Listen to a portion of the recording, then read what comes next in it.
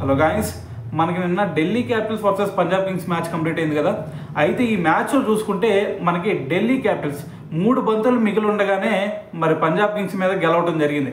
అయితే ఇక్కడ match overall scenario కనుక ఒక్కసారి చూసుకుంటే ఫస్ట్ మనకి పంజాబ్ కింగ్స్ బ్యాటింగ్ చేసి 206 రన్స్ అయితే చేయడం జరిగింది.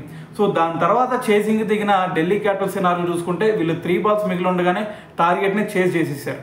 అయితే ఇక్కడ మ్యాచ్లో సినారియో చూసుకుంటే ఫస్ట్ పంజాబ్ కింగ్స్ బ్యాటింగ్ వచ్చిన తర్వాత వీళ్ళకి ఫస్ట్లోనే ఒక బిగ్ షాక్ తగిలిందని చెప్పాలి. ఎందుకంటే వీళ్ళకల్లే ప్రియాంశ్ ఆర్య కేవలం 6 రన్స్ మాత్రమే చేసి పెవిలియన్ చేరాడు.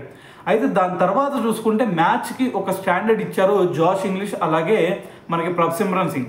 సో వీళ్ళిద్దరూ దాదాపు ఒక 47 రన్స్ పార్ట్నర్షిప్ బిల్డ్ చేసి ఓ మ్యాచ్ని ఒక స్టెబిలిటీ తీసుకొచ్చారు మ్యాచ్కి. అయితే దాని తర్వాత చూసుకుంటే ఆ మొమెంటంని శ్రేయస్ అయ్యర్ క్యారీ చేశాడు. సో నిన్న శ్రేయస్ అయ్యర్ చూసుకుంటే 53 రన్స్ కొట్టాడు. సో మరి శ్రేయస్ అయ్యర్ ఎప్పుడైతే అవుట్ అయ్యాడో దాని తర్వాత అక్కడితో ఈ మొమెంటం స్టాప్ అయింది అనుకున్నాం. కానీ దాని తర్వాత వచ్చిన స్టోయినిస్ సో అక్కడి నుంచి విధ్వంసం క్రియేట్ చేశాడు భయ్య. సో కేవలం 16 బాల్స్లోనే 44 రన్స్ కొట్టాడు.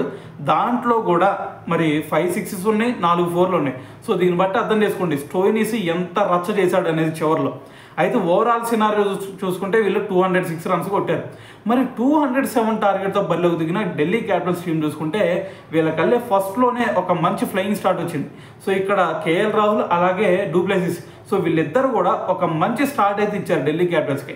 సో ఇటువైపు కేఎల్ రాహుల్ చూసుకుంటే ఒక 35 రన్స్, దాని తర్వాత డూప్లెసిస్ చూసుకుంటే ఒక 23 రన్స్ కొట్టి సో దాంట్లో కూడా ఒక 6 ఉంది, దాని తర్వాత ఒక 2 4లు కొట్టాడు డూప్లెసిస్.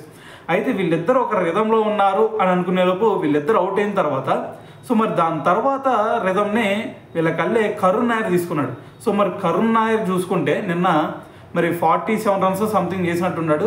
అయితే ఎక్కడా కూడా మరి బౌలర్స్కి ఛాన్స్ ఇవ్వకుండా మరి ఆ స్వీప్ షాట్లతో దాని తర్వాత మరి స్కూప్ షాట్లతో సో మ్యాచ్ని వన్ సైడ్ చేశాడని చెప్పాలి.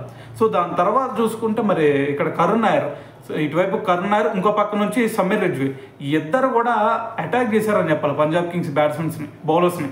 అయితే ఇక్కడ మరి ఎప్పుడైతే కరుణ్ నాయర్ అవుట్ అయిపోయాడో సో దాని తర్వాత స్టబ్స్తో కలిసి మ్యాచ్ని ఫినిష్ చేశాడు సమీర్ రిజ్వీ.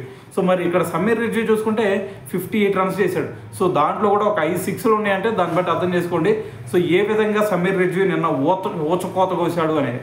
సో ఓవరాల్గా చూసుకుంటే వీళ్ళు మరి 3 బాల్స్ మిగిలి ఉండగానే మరి ఇక ఢిల్లీ క్యాపిటల్స్ అయితే టార్గెట్ని చేజ్ చేయడం జరిగింది.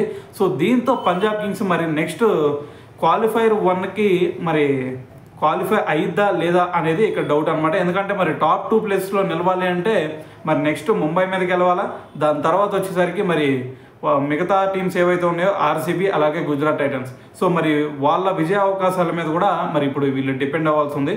సో చూద్దాం మరి క్వాలిఫైర్ 1కి ఏ టీమ్స్ వెళ్తాయి అనేది.